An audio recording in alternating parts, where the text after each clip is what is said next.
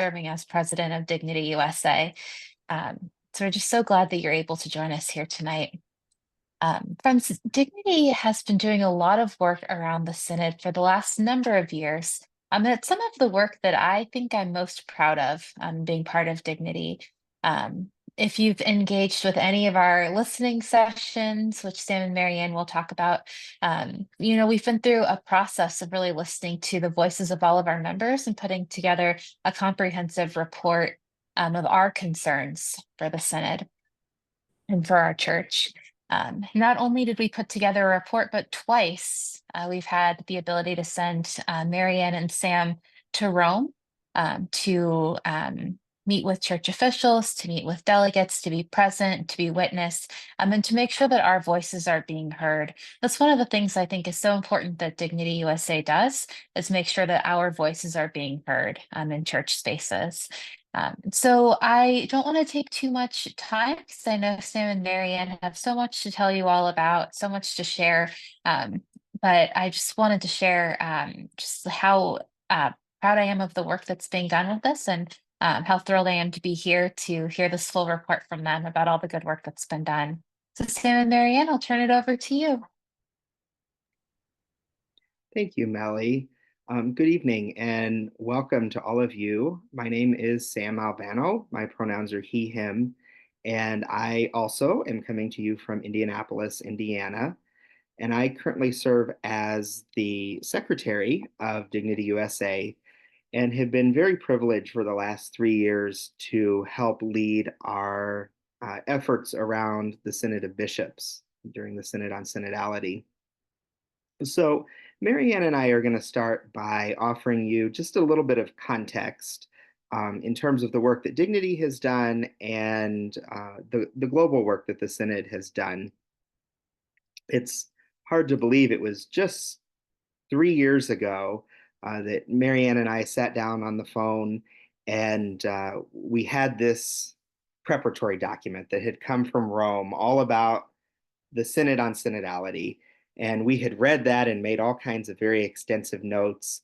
It felt like a very hopeful moment in many ways. If you've read any part of that document, it talks about the many ways that the people of God and the pastors of the church have to listen to one another and dialogue with one another.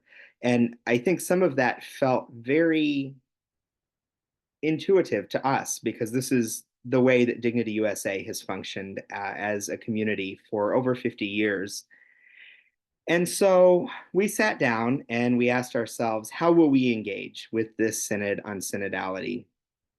And like parishes and dioceses, we decided to host a series of listening sessions where we would invite our members from across the country to share their hopes and their dreams and their frustrations and their needs about the church.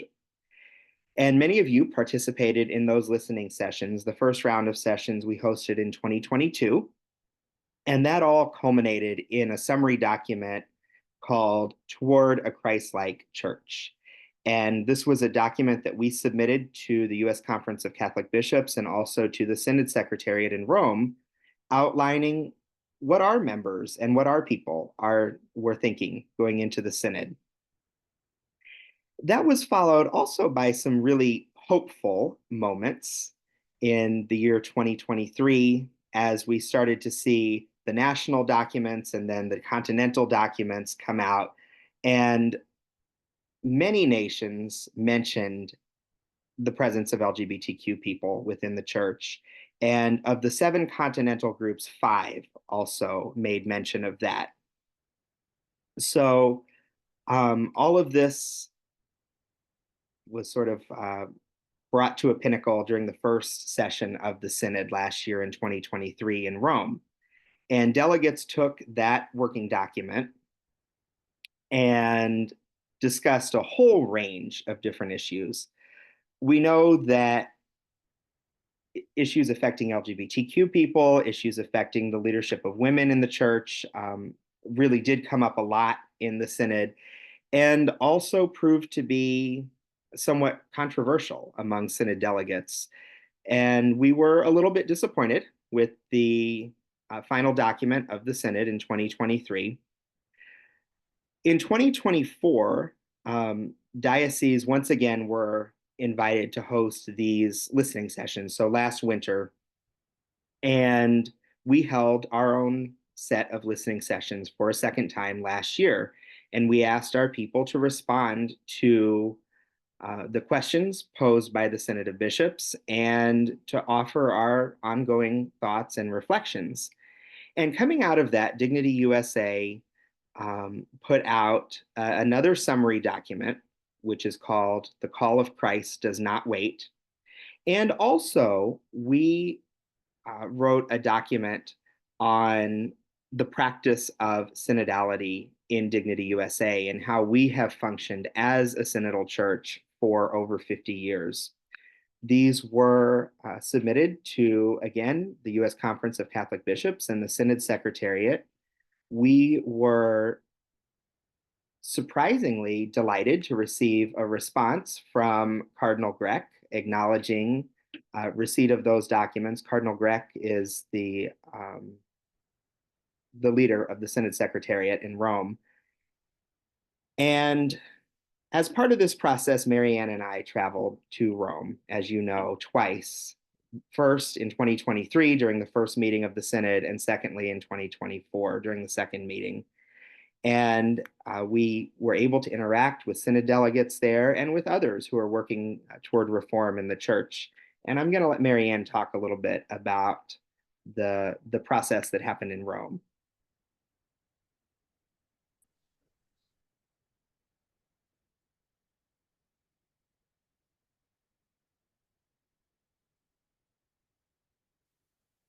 Thank you, Sam.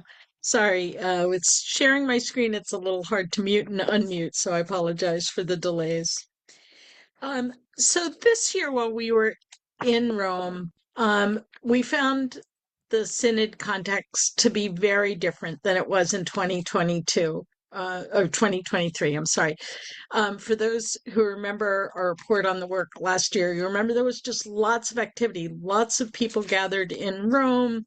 There were lots of opportunities to meet up with delegates, and there were national conferences, there were LGBT group meetings, lots going on. This time, we found that there was just a very different mood, both leading up to the Synod Assembly and once we got to Rome. The shift in responsibility on significant issues that had been discussed and were kind of the heart of the 2023 Assembly was really tough. As folks know, many issues were given to these 10 study groups that were set up. And in the months leading up to the assembly, many of the delegates were just saying they weren't sure what their role was. They didn't understand what they were being asked to do. They were sort of frustrated that the commitment that they had made to do work they felt was very important, they felt kind of wasn't being honored. And they, along with many others in the church, felt very frustrated about the lack of transparency around what the study groups were going to be doing, who was appointed to them. And even once we got to Rome, they were frustrated by the lack of content in the interim reports that the study group gave to the Synod delegates at the beginning of the meeting. We also found that there was just diminished public engagement around the whole Synod process. Fewer people participated in study groups or in listening sessions in the second phase, both within our own organization and reportedly around the world in diocesan and parish things. There was less clarity around who was supposed to be running them. Delegates were less sure about their role in these groups. And it was just a really tough kind of session there. So we weren't quite sure what to expect. see if my computer will move to the next slide. Okay. But given all of that, and given the fact that even though we had done a lot of outreach prior to the synod, we found that very few delegates were willing to pre-schedule meetings with us for the time that we were going to be in Rome. Part of it was they were just not clear on what the schedule was going to be and what time they would have available. We did have some folks who said, let's touch base once we all get to Rome and get a bit of a sense for this. So there were some opportunities for us to connect with delegates while we were there. For me, and I will also say that Sam and I had slightly different schedules this time. I arrived about a week ahead of Sam was there. I was there for about 2 weeks, and then Sam and I were together for a week, and Sam stayed a day or two later than I did.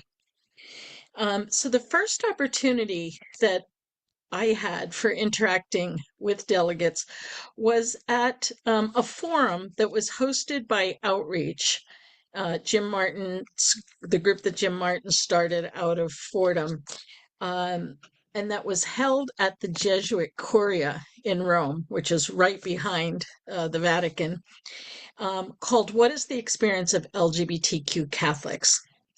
And I and my co-chair from the Global Network of Rainbow Catholics had been very involved in working with the outreach team to help get this event set up and to suggest speakers. You can't really see the picture in the middle of the top row shows the panel of folks who were able to speak.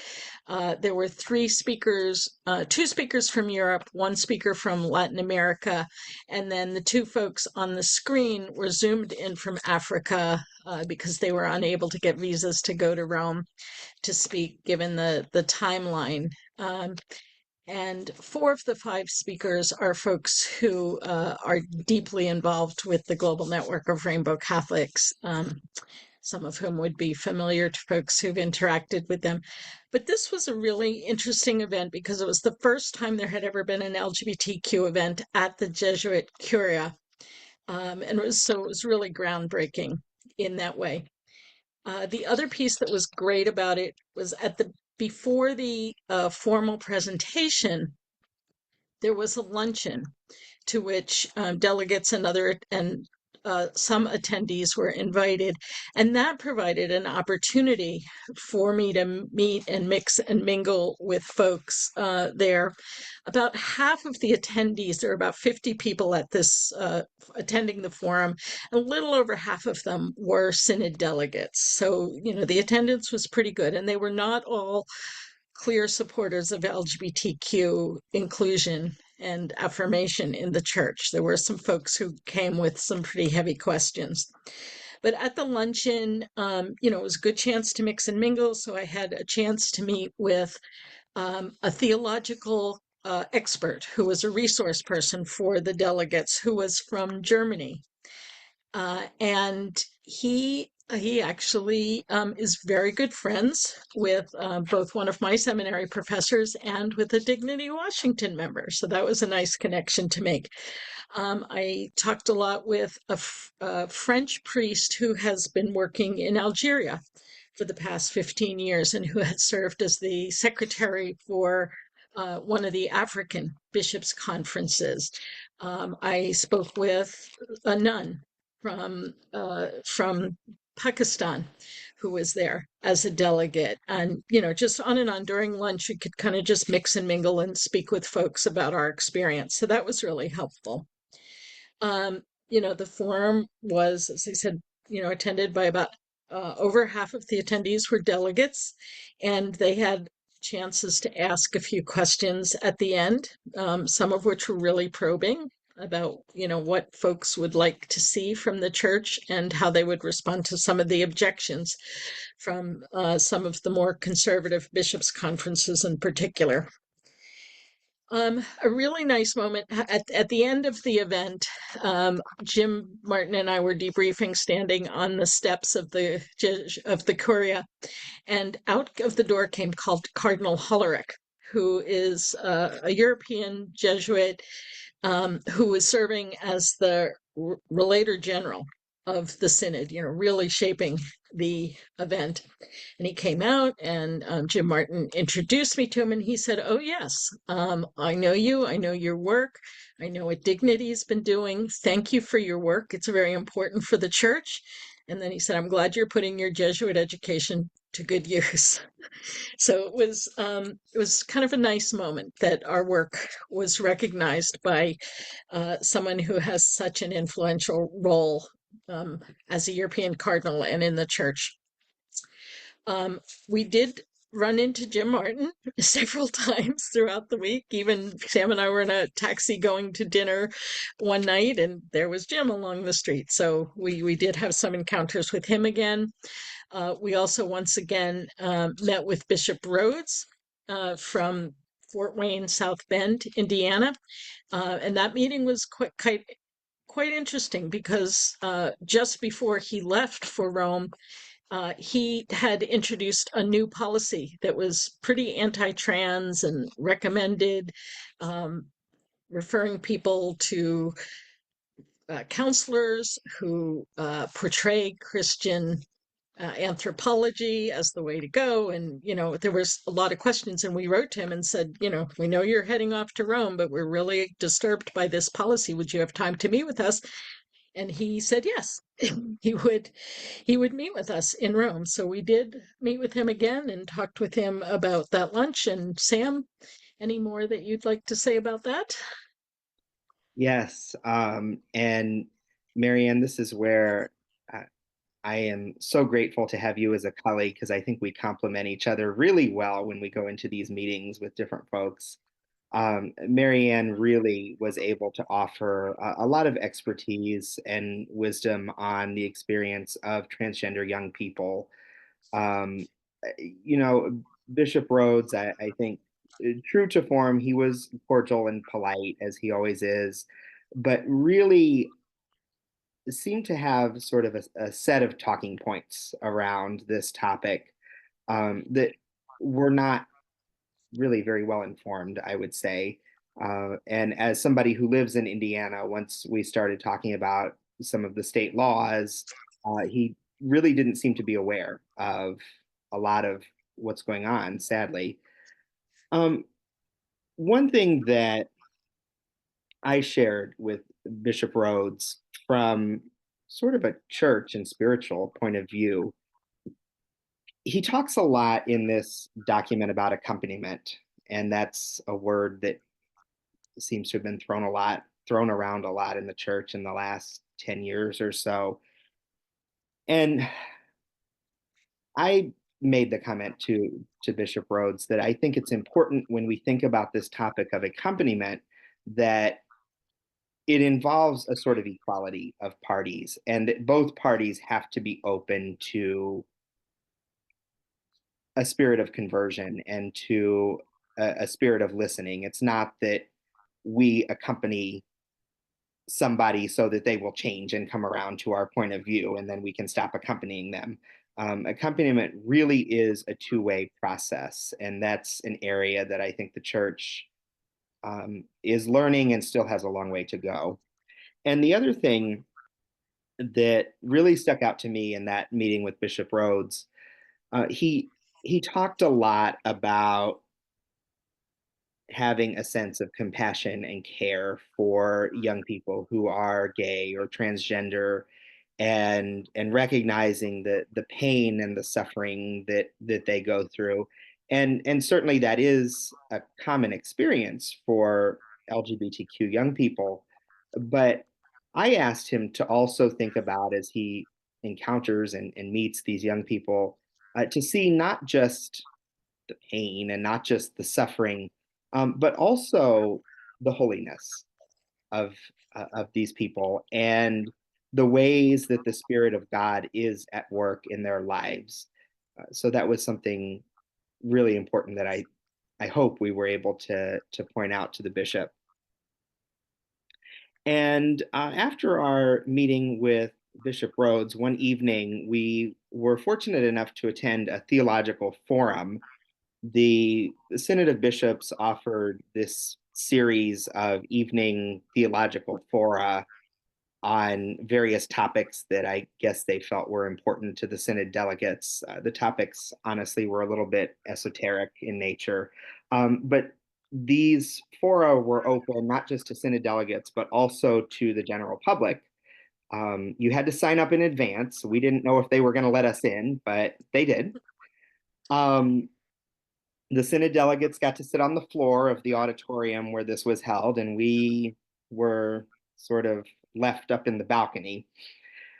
And the forum that we attended was really about how synodality percolates into local communities and other communities of Catholics, and the relationship between the various communities that form the church and the wider church.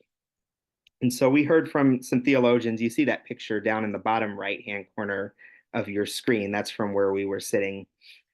And there was a question and answer session at the end, and I had a question for them.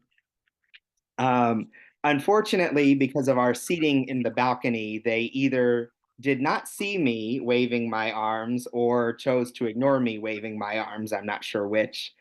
So unfortunately, I did not get to ask my question, which probably would have made a fairly boring session a whole lot more interesting. I do have my question here still that I wanted to ask, so I will continue to pose this because I think it's a good question for us to think about also. And my question was in reference to what I would call ecclesial communities of LGBTQ Catholics. And what I wanted to ask them was, is there space for the Synod to consider these communities of the LGBTQ baptized not as a controversial topic, but rather as necessary and co-responsible partners in pursuing the church's communion?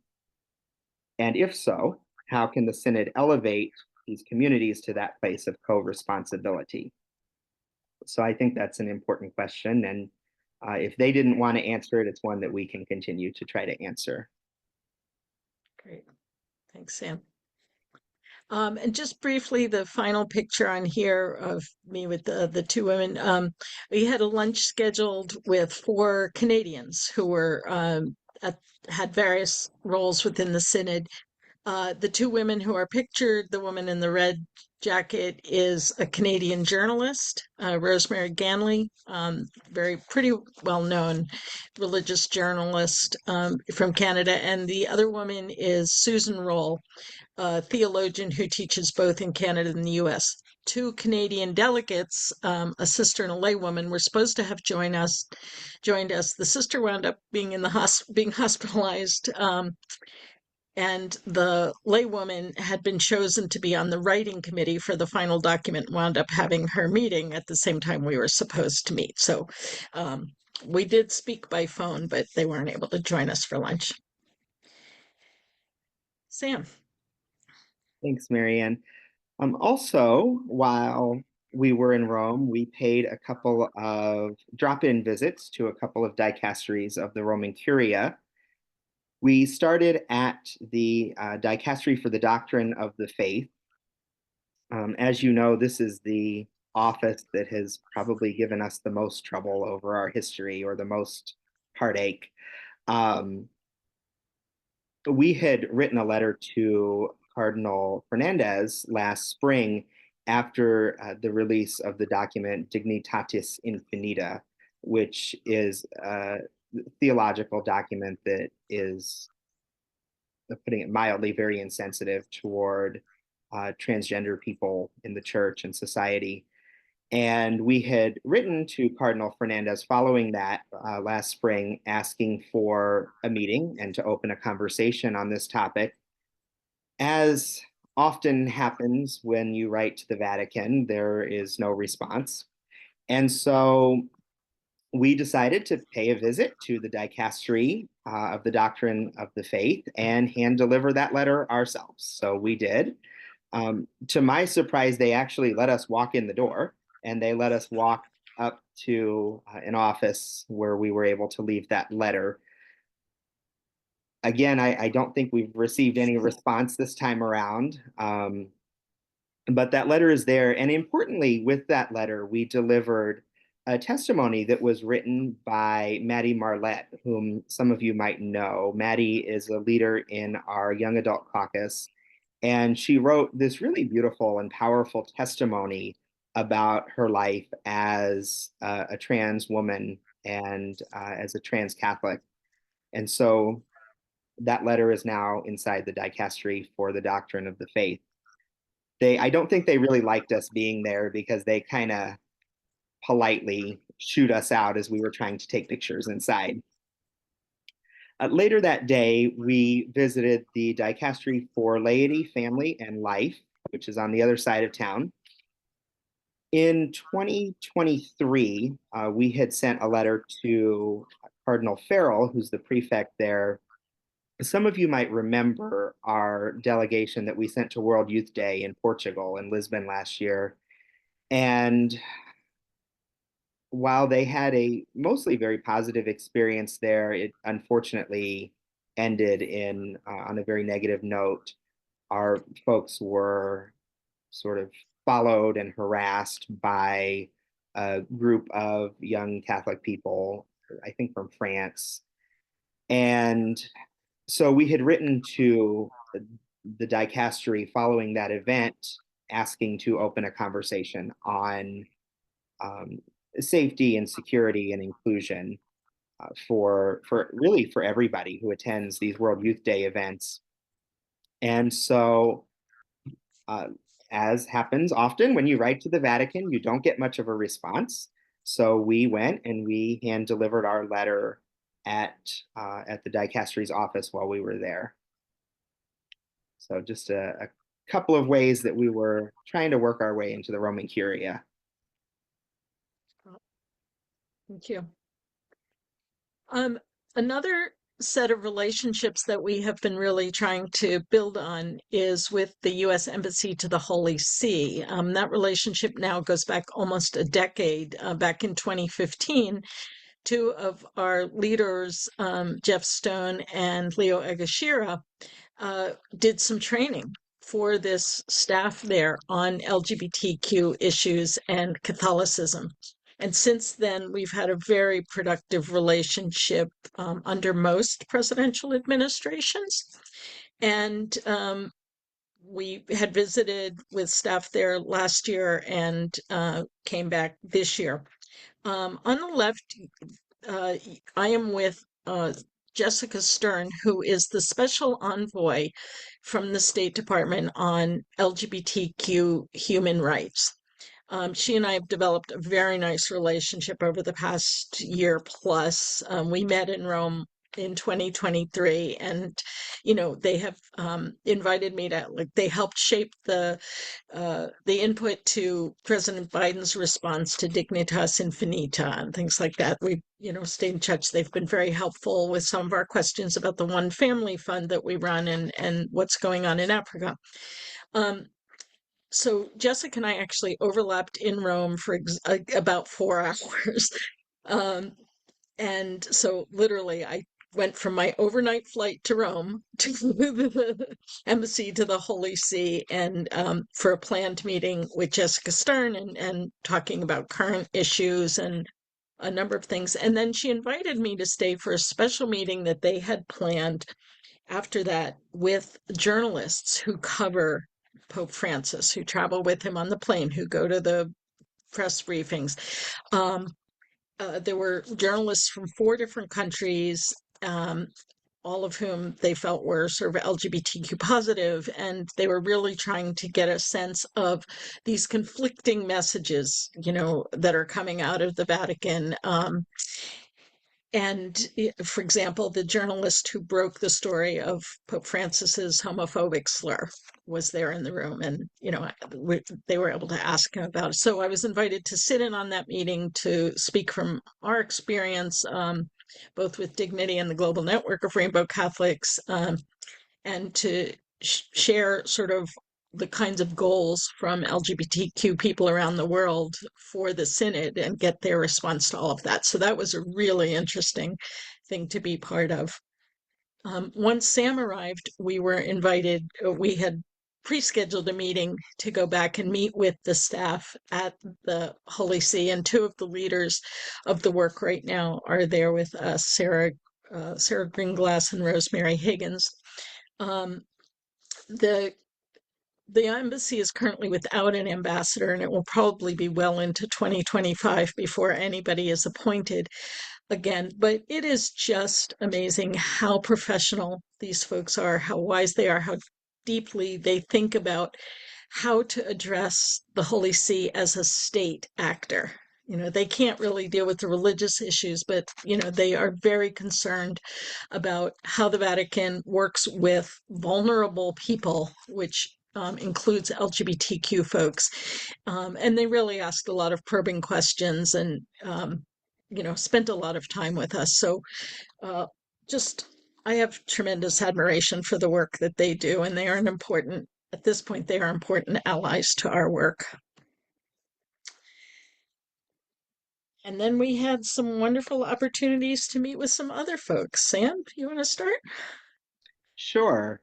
Well, in Italy, there's always an opportunity to enjoy a good meal with somebody. So we certainly did a lot of that while we were there. On the left-hand side there, you see Marianne and me. We had dinner one evening with a man named Matt Dunn. Matt Dunn is a member of the Marianist Global Leadership Council for the Marianist community. And for those who don't know, the Marianists were one of the early religious communities that was welcoming to LGBTQ Catholics. And really just a very interesting conversation we had about the ways that the Marianists function in really a very synodal way already. I did not know this about the Marianists, but I was surprised to learn that their global leadership governance structure includes priests and sisters and brothers and lay Marianists all together on this council. And that's why Matt happened to be in Rome at the same time as us. Their global leadership council was meeting. So really just a wonderful way of being church that is already happening. And Marianne reminded me that Matt was one of our early leaders in our Dayton, Ohio chapter. So an early leader also in Dignity. And there in the top right and the bottom right, there is a priest there named Father Don Andrea Conocchia. I hope I said his name correctly. And Father Don Andrea has become known, and he's been written about a lot the last few years for his ministry to a group of transgender women who live in his parish in Italy, which is not far from Rome. Father Don Andrea, I think, was behind our papal visit last year, and also some of the other groups of transgender folks who have gone to meet the Pope in the last few months. He's often in Rome on Wednesdays for the general audience with Pope Francis. So we enjoyed lunch with Father Don Andrea, and I was very happy to be able to offer him a copy of my book. It was really just a delightful lunch and a delightful conversation. It's the only lunch that I've ever had in 3 different languages. You'll also see there in the picture, there was a journalist visiting from Venice, and she was a part of the conversation. And between the 4 of us, everybody spoke some English and some Italian and some Spanish. And between those 3 languages, we were able to have just a really good conversation and a really nice meal together. So just a delightful afternoon with someone who is an important connection for us and someone who really is doing the work of being welcoming and inclusive right there on the ground in Italy. Sam's being a little bit modest. Don Andrea was very excited to get a copy of Sam's book, which he autographed. And the Italian journalist is with the St. Anthony's Messenger Italian version and offered to start looking into how to get Sam's book published in Italy, which would be very exciting. So that was really nice. Some of the other work that we were able to do while we were there, I wound up representing the US at the meeting of We Are Church International. Up at the left, it was held at this lovely guest house, Catholic guest house. So representatives from all over Europe, from Pakistan, from India, from the US, from Canada, all gathered together to really talk about global efforts for church reform. There was a ton of conversation about how church attendance has fallen off drastically in almost every place that was represented, and a lot of interest in small faith community movements. So lots of folks had questions for Dignity about how we have sustained that for over 50 years. So it was wonderful to be there. The picture on the right, some of you will have seen that during the We Are Church International meeting, there was a filming of a parody called Vaticanelle, where there are 8 bishops and Pope Martha discussing the question of whether men should be allowed to be ordained, and sort of flipping all of the arguments against women's ordination on their head. So I was sort of asked to sub in last minute and play a bishop who was part of the curial council. So that wound up being a lot of fun, and didn't know we'd be filming a movie while we were in here.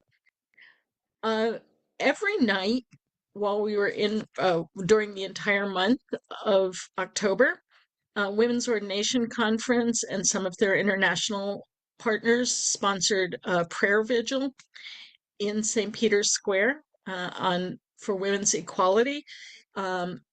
It varied.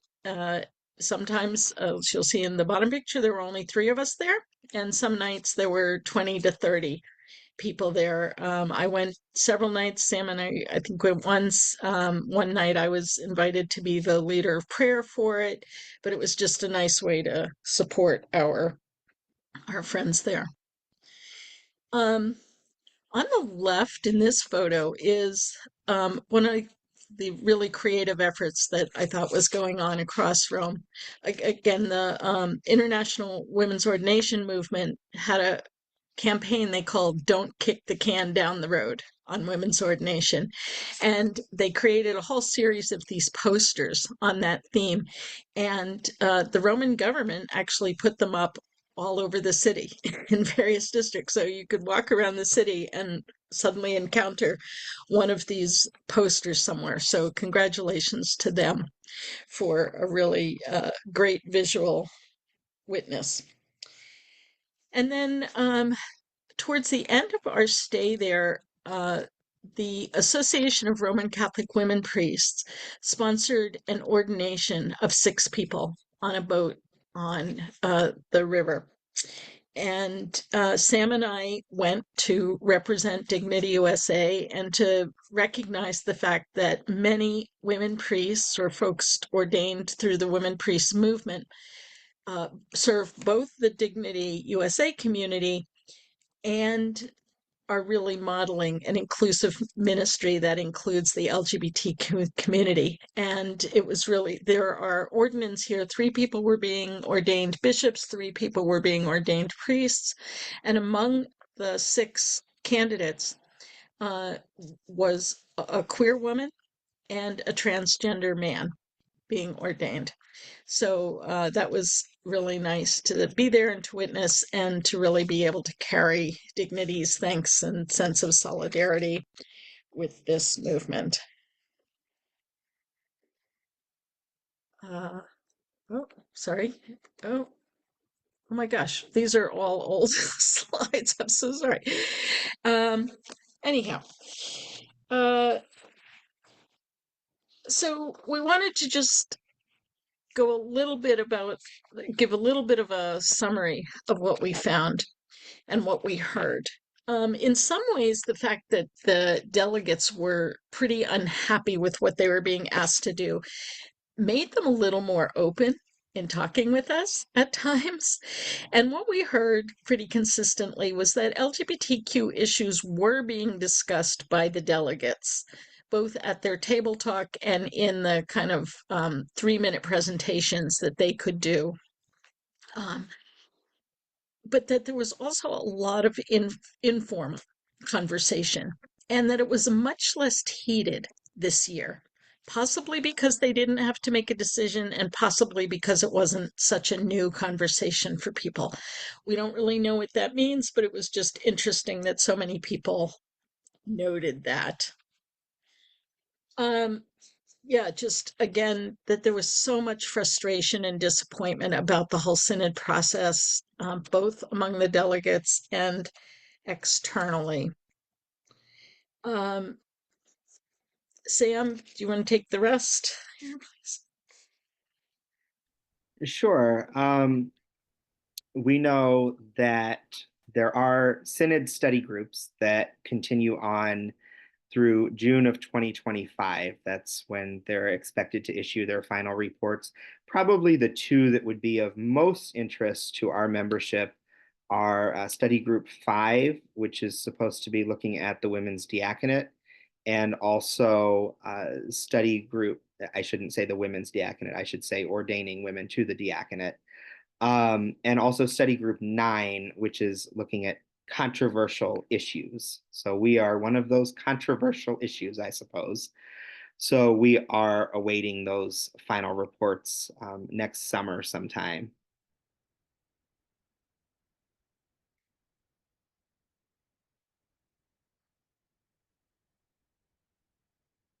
Okay, I'm sorry, I'll go on. I think I have more to say now.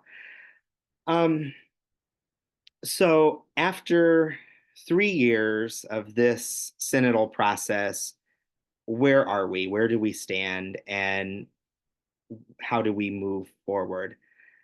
I think probably many people today would agree that we live in sort of an exhausting era. I think some of the initial optimism that some people felt during the Pope Francis pontificate has certainly waned, and I think some of the global movement for LGBTQ rights has certainly stalled in the last several years, and certainly here in this country. Um, so where is there hope and where do we continue in our work? We know that there continue to be opportunities to engage in conversation and dialogue with church leaders. Um, in recent weeks, we have continued to do that here at home in the US, and we'll continue to do that as we're able to in Rome. We also know that the Synod of Bishops is not going away. We don't know exactly what future format it will follow or what topics the Pope will be selecting in the years ahead. But the Synod of Bishops is a process that exists and will continue. So, certainly in future synods, we'll look for ways that we can engage in that process as we have during the Synod on Synodality.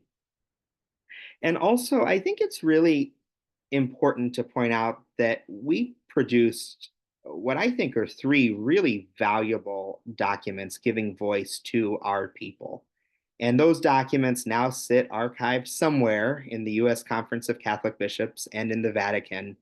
And they speak to the voices of our people in the year 2022, in the year 2024, and also to the ways that we already are a synodal church in Dignity USA. And so those documents will live on.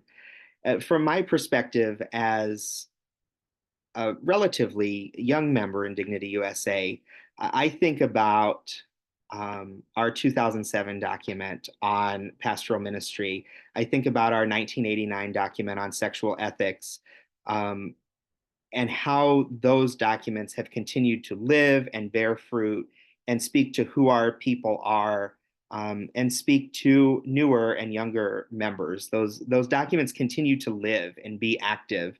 And I think that our voices from the last couple of years will continue to live and continue to be active. And how those bear fruit down the road, we don't always know exactly in the moment, but we know that will continue.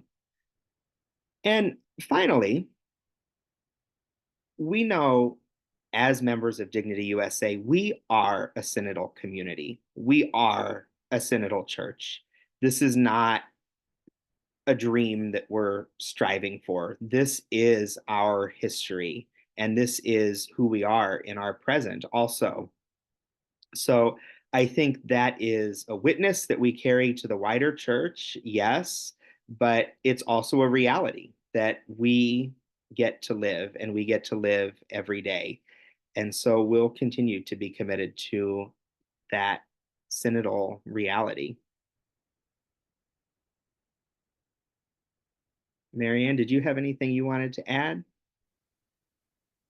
Sam, I think that was a beautiful summary. So at this point, we just love to hear your questions and comments, and invite Melly back to facilitate that section. Yeah, thank you, Sam. Thanks, Marianne. If you have questions or comments, something else I'd like to hear more about, please pop that in the chat so that we can respond to all your questions.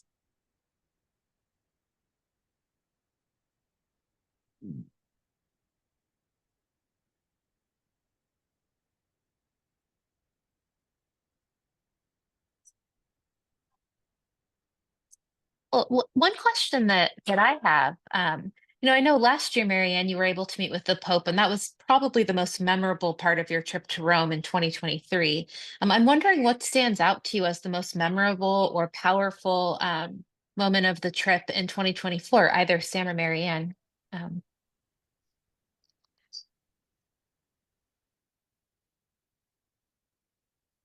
Hmm.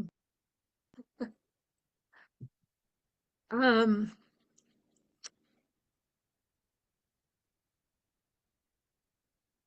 I Boy, that's kind of a tough one. The meeting with the We Are Church International community, I had served as the U.S. delegate to that group about 10 years ago for a period of 3 or 4 years. Um, and going back was really wonderful in terms of reconnecting with some folks and seeing lots of new delegates and new countries being involved. But hearing the kinds of struggles that are happening worldwide with institutional Catholicism, and how frustrated people are with that, and how this synod kind of sparks hope, and then kind of people see it as having been re-centralizing the power rather than dissipating the power and empowering the laity and religious to be more involved, and seeing minimal steps towards accountability. How folks were really shifting to hoping towards strengthening small Christian faith communities, and seeing that as a way forward. It both gave me hope, and it also raised a lot of red flags about um, what happens if the institutional church really weakens to the degree that it looks like it is in so many places. I mean, what happens to the social service network that it has established, to the healthcare and educational programs, and to all the people whose lives have been so shaped by the kind of community that we have in a sacramental and communally based model of church. So I think this process has raised many, many questions, and I walked away with a lot of sense of both possibility and anxiety. Thanks, Um, Marianne. I can answer that too, I suppose. I don't know that it's necessarily the answer that people would necessarily find inspiring. I think one of the most powerful feelings that I had was a sense of being very frustrated, honestly, and a sense of feeling that we continue to share our voices within the church, and in so many cases, they continue to get ignored. I went to have a meeting with a cardinal that I ran into while I was there, and it was just sort of a, oh, God bless you, see you later. He really didn't want to hear what I had to say. Um, and I felt a sense of that. And I think in many ways that's how our community has felt for really almost all of our history. And one of the places I always go when I go to Rome is the Church of, I don't know, it's the Church of Saint Maria, one of the Saint Marias. It's right behind the Trevi Fountain. You can see it from the Trevi Fountain. And one of my favorite Roman saints is buried in that church, Saint Gaspar del Bufalo, who founded the Society of the Precious Blood. He was a 19th century priest, was imprisoned by Napoleon. And Napoleon was not the only problem he had in his life as a priest. There were popes and cardinals who gave him quite a problem. And his order was sort of founded and then squelched and then refounded. And he did not live to see the rule of his community accepted. It was accepted a few years after his death. And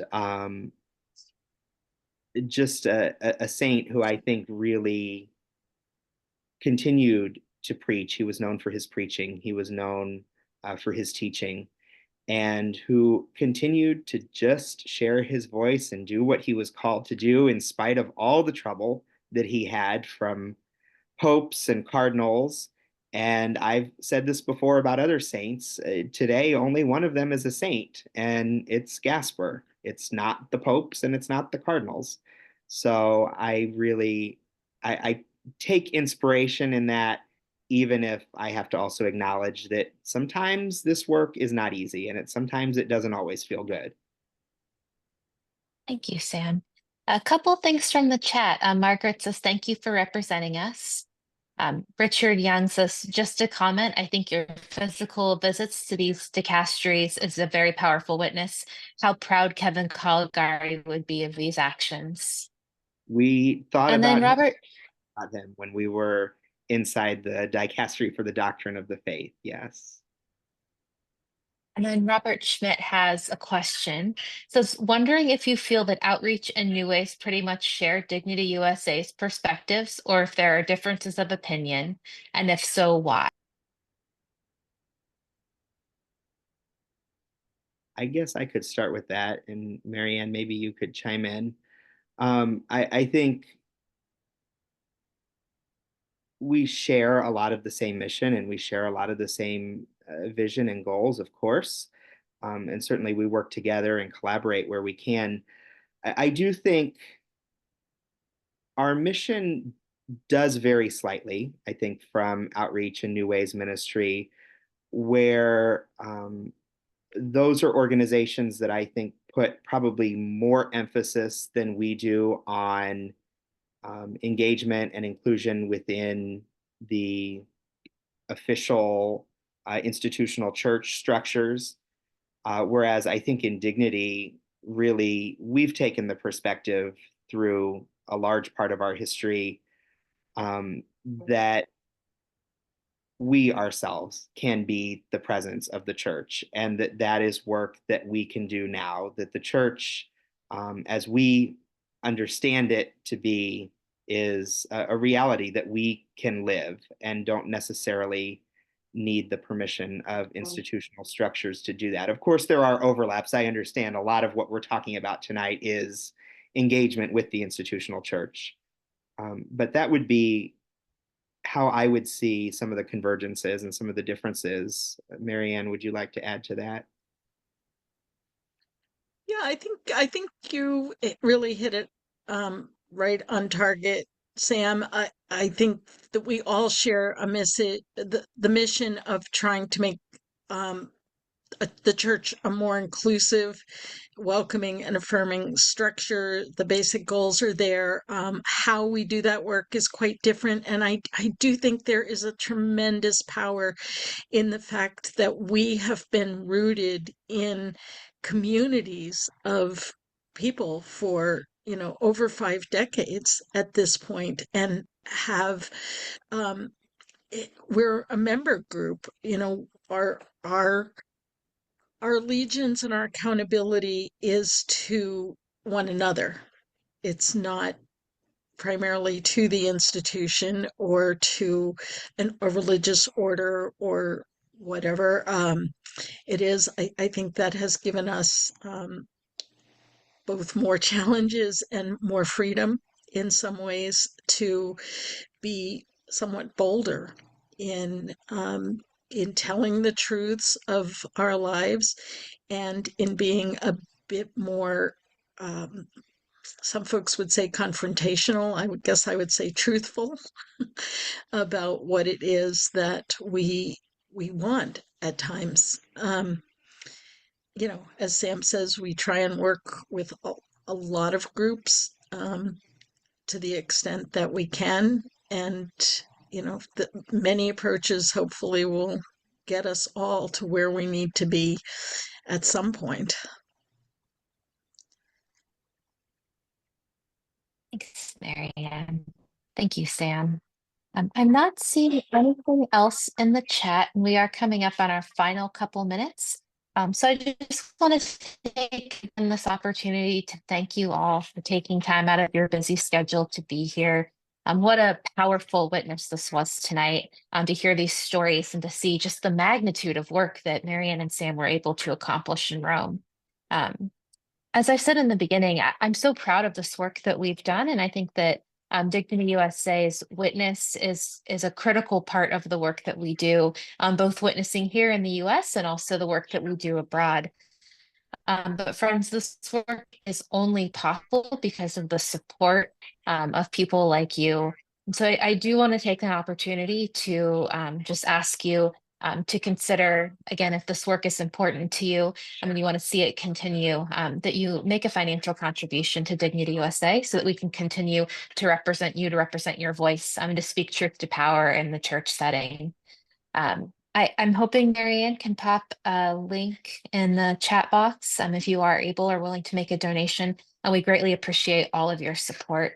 I think we'll leave the room open for a few minutes in case folks want to chat. Marianne and Sam, do you have any other closing thoughts that I have missed this evening? I would just like to offer my profound thanks to all of you and to everyone who has been a part of this synodal process in Dignity USA the last 3 years. It is always a tremendous responsibility to speak not just for yourself, but to share the voices of other people. So thank you for entrusting us with that responsibility. And thank you for being a part of this important work. It really has been such a privilege to help lead this the last few years. Thank you, Sam. Yeah, I agree. Thank you so much for the privilege of representing all of you. And I guess I'll just close with my response to delegates, particularly the clerics, who are the ones who are most vocal about their frustrations with feeling disempowered by the direction that the Second Synod Assembly went. We'd hear them out and empathize and reaffirm the importance of her work. But then I would close our conversation with saying the kind of frustration that you're feeling and the disempowerment you're feeling is common to Catholics, particularly lay Catholics around the world every day of our faith life.